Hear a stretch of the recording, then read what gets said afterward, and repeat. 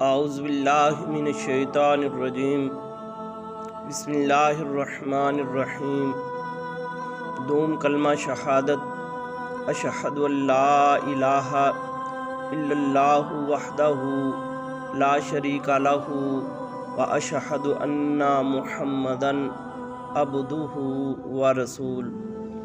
میں گواہی دیتا ہوں کہ اللہ تعالیٰ وحدہ لا شریک ہے، اس کا کوئی شریک نہیں، اور میں گواہی دیتا ہوں کہ حضرت محمد مصطفیٰ صلی اللہ علیہ وآلہ وسلم اس کے بندے اور اس کے رسول ہیں۔ بے شک اللہ تعالیٰ وحدہ لا شریک ہے اور محمد الرسول اللہ اس کے بندے اور اس کے رسول ہیں۔ دوستان محترم، آج کی ویڈیو ایران کے بادشاہ، ان کی ایک بیٹی جو کہ خوبصورت اور نوجوان تھی، تو بادشاہ بھی ہر باپ کی طرح یہی تلاش میں تھا کہ میری بیٹی کا اچھی جگہ رشتہ ہو جائے اور میں بھی سرخرو ہو جاؤں۔ تو لیکن بادشاہ کی بیٹی جو شہزادی تھی، ان کے 3 سوال تھے۔ ان کا یہ اعلان تھا کہ جو میرے ان 3 سوالوں کا جواب دے گا میں اس سے شادی کروں گی۔ تو بڑے بڑے بادشاہوں کے بیٹے آئے، ناکام ہو کر لوٹ گئے۔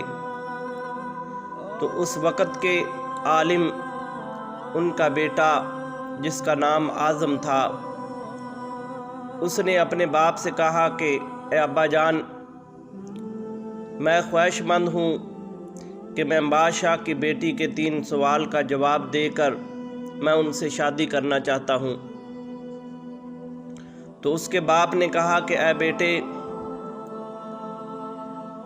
وقت کا بادشاہ، اس کے وزیر اور کافی با اثر لوگ میرے شاگرد ہیں۔ اگر تو ناکام لوٹا تو تیرا تو کچھ نہیں جائے گا، لیکن لوگ کہیں گے کہ ایک عالم کا بیٹا، وہ بھی بادشاہ کی بیٹی کے 3 سوالوں کے جواب نہیں دے سکا۔ تو اس نے کہا بیٹے نے کہ اے ابا جان، بڑے بڑے بادشاہ، بڑے بڑے امیر لوگوں کے بیٹے ناکام لوٹ گئے ہیں، اگر میں بھی ناکام لوٹا تو کوئی بات نہیں، یہ تو ایک کھیل ہے، کھیلتے ہیں، اگر جیت گئے تو شہزادی ہماری ہو جائے گی، اگر ہار گئے تو کچھ نہیں۔ آخر بیٹا تھا، اس کی ضد پر باپ نے کہا ٹھیک ہے۔ تو بادشاہ کو پیغام بھیج دیا کہ میں آپ کی بیٹی کے 3 سوالوں کا جواب دیتا ہوں۔ بادشاہ کی طرف سے بھی پیغام مل گیا، ٹھیک ہے۔ وقت مقرر کر دیا گیا، تو شہر میں اعلان کر دیا گیا، مقررہ وقت پر بادشاہ کا دربار لگا اور تمام شہر کے لوگ بھی جمع ہوئے۔ وہ عالم اور اس کا بیٹا بھی بادشاہ کے دربار میں پہنچا۔ جب بادشاہ کے دربار میں پہنچا تو شہزادی نے پہلا سوال اس نوجوان عالم کے بیٹے سے کیا۔ اس نے اس طرح اپنی شہادت کی انگلی اوپر کی اور اشارہ کیا، پھر نیچے کر دی۔ تو اس عالم کے بیٹے اعظم نے اس شہزادی کی طرف دیکھا اور اپنی دونوں انگلیاں اوپر کی اور پھر نیچے کر دی۔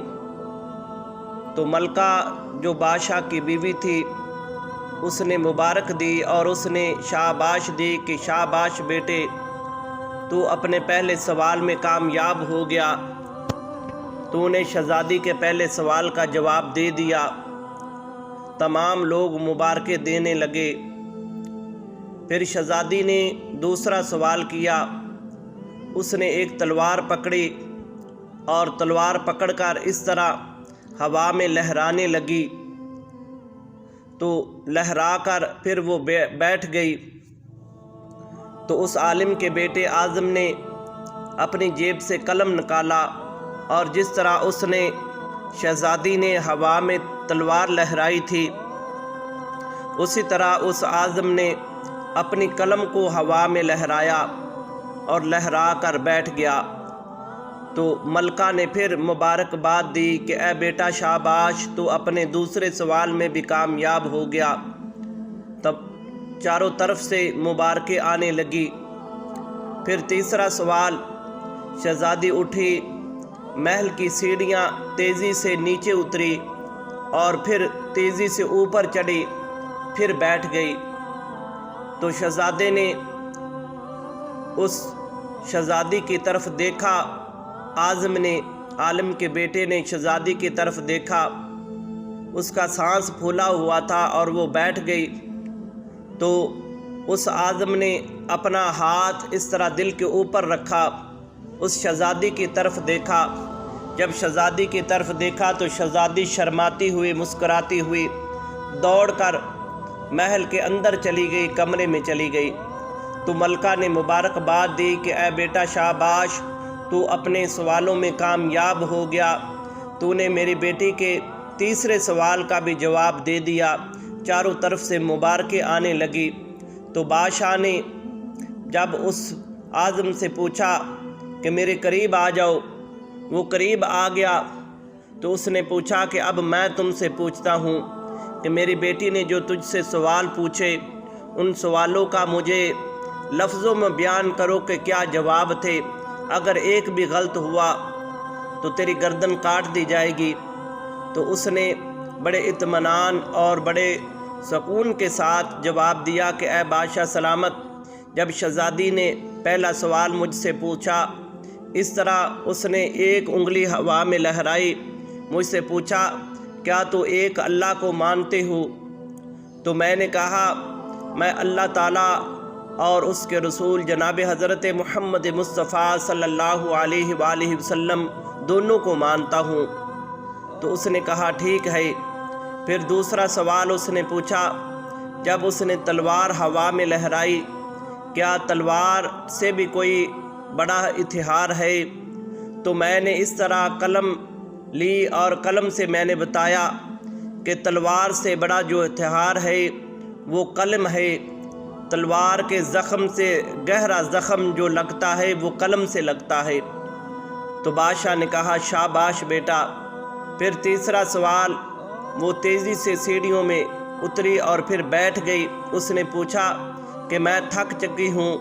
پھر اس نے دل پر ہاتھ رکھا اور میں نے بھی دل پر ہاتھ رکھ کے بتایا کہ تو تھک چکی ہے لیکن تیرا دل ابھی تک نہیں تھکا۔ انسان کا دل پیدا ہونے سے لے کر موت تک وہ نہیں تھکتا۔ انسان کا جسم تھک جاتا ہے، وہ آرام اور سکون مانگتا ہے، لیکن انسان کا دل نہیں تھکتا، وہ ہر وقت دھڑکتا رہتا ہے۔ تو بادشاہ کھڑا ہوا اور اس نے اس شہزادے کو اپنے گلے سے لگایا، جو عالم کا بیٹا تھا اعظم، اس نے اپنے گلے سے لگایا اور مبارکباد دی اور ان دونوں کی شادی کا اعلان کر دیا۔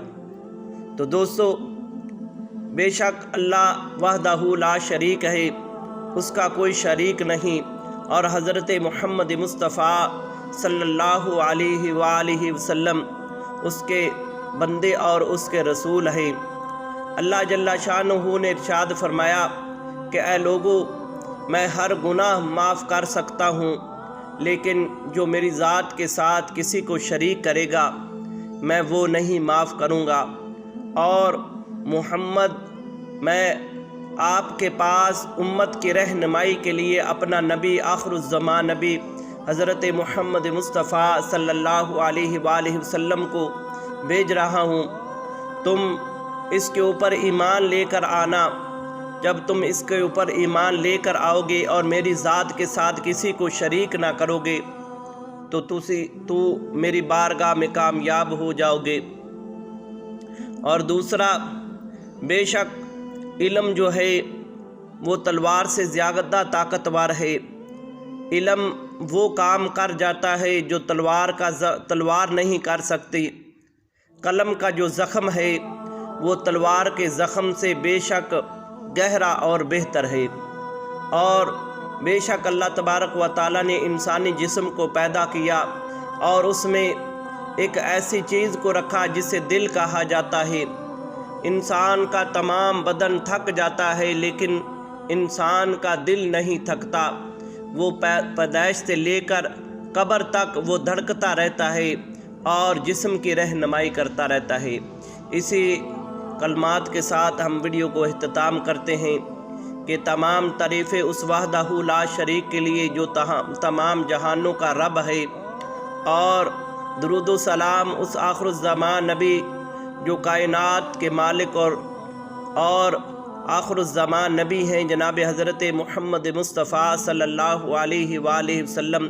تمام درود و سلام اس نبی کے لیے، اور تمام دعائیں والدین کے لیے جن کے والدین زندہ ہیں، اللہ انہیں عمر خضری عطا فرمائے، اور جن کے والدین اس دنیا سے چلے گئے اللہ جل شانہ ان کے والدین کی مغفرت اور بخشش فرمائے۔ آمین ثم آمین۔